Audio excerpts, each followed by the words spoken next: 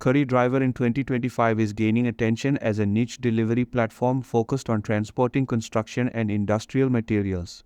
Unlike food or package delivery apps, Curri connects drivers with jobs that involve hauling items like pipes, lumber, and tools between supply warehouses and job sites.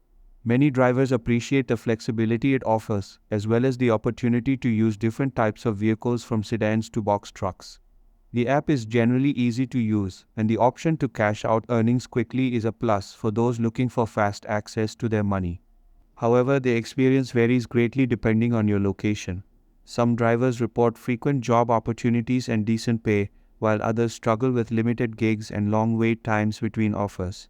The app's pay scale also seems inconsistent. Short trips may pay well, but longer hauls often don't feel worth the fuel and time. Additionally, drivers have mentioned issues with the onboarding process, lack of communication from support, and occasional glitches in the app, such as disappearing jobs or inaccurate trip tracking.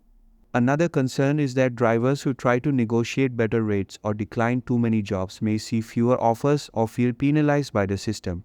There are also reports of jobs requiring unexpected effort, like loading heavy materials without proper compensation or notice. While the platform does have a base of loyal users who find value in its services, many others describe it as unreliable and not viable as a primary source of income. In the end, Curri Driver might be worth trying if you're looking to diversify your gig work and already have a suitable vehicle.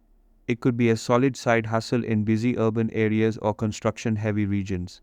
But due to its inconsistent job flow, pay concerns, and lack of transparency, it's likely not the best option if you're seeking consistent, dependable earnings. For most drivers, it's worth testing but probably not worth fully relying on.